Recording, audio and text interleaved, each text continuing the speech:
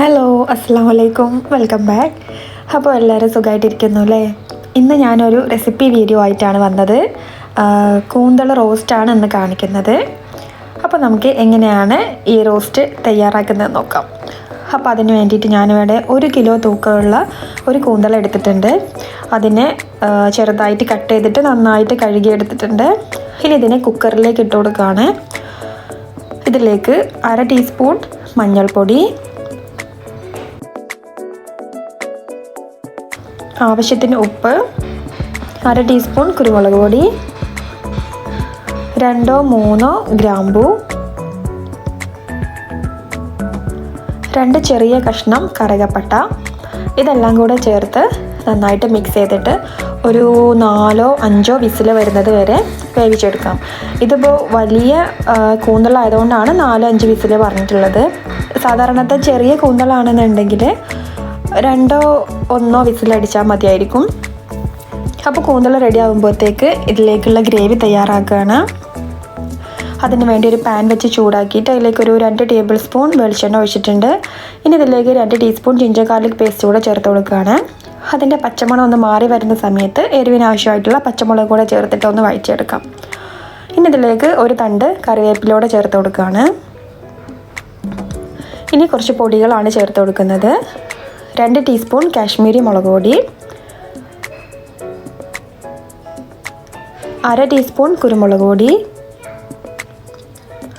1 teaspoon red chilli flakes, 1/2 teaspoon വലിയ ജീരകം പൊടിച്ചത്. ഇതെല്ലാം കൂടെ ചേർത്ത് നന്നായിട്ടൊന്ന് വഴറ്റിയെടുക്കാം. പൊടികളുടെ പച്ചമണമൊക്കെ ഒന്ന് മാറുന്നത് വരെ വഴറ്റാം. അതിനുശേഷം ഇതിലേക്ക് ഒരു വലിയ സവോള ചെറുതായിട്ട് കട്ട് ചെയ്തത് ചേർത്ത് കൊടുത്തിട്ടുണ്ട്. ചെറുതാണെന്നുണ്ടെങ്കിൽ 2 വരെ ചേർക്കാം. നന്നായിട്ടൊന്ന് വഴറ്റിയെടുക്കാം. ഒന്ന് അടച്ചു വെച്ചിട്ട് വേവിച്ചാൽ പെട്ടെന്ന് റെഡിയായി കിട്ടും.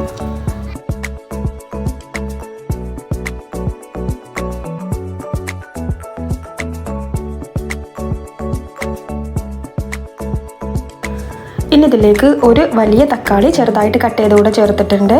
ചെറുതാണെങ്കിൽ തക്കാളിയും 2 ചേർക്കാം. ആവശ്യത്തിനുള്ള ഉപ്പോടെ ചേർത്തിട്ട് നന്നായിട്ടൊന്ന് വഴറ്റിയെടുക്കുകയാണ്. തക്കാളി നന്നായിട്ട് വെന്ത് വരണം, അതുവരെ വഴറ്റിയെടുക്കാം.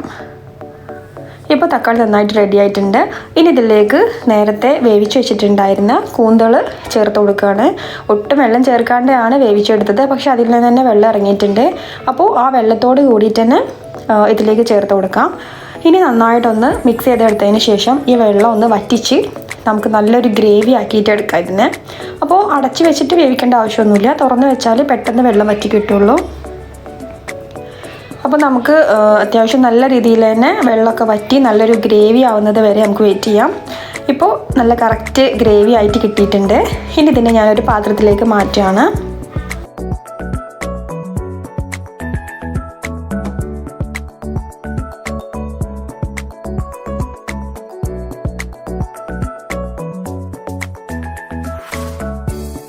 അപ്പോൾ നല്ല അടിപൊളി ടേസ്റ്റി ആയിട്ടുള്ള നമ്മുടെ കൂന്തൾ റോസ്റ്റ് ഇവിടെ റെഡി ആയിട്ടുണ്ട്. ചോറിൻ്റെ കൂടെ കഴിക്കാനൊക്കെ നല്ല ടേസ്റ്റാണ്. അപ്പോൾ ഇനി കൂന്തലൊക്കെ കിട്ടുമ്പോൾ ഇതുപോലെ ഒന്ന് ചെയ്ത് നോക്കുക, എന്തായാലും നിങ്ങൾക്ക് ഇഷ്ടപ്പെടും.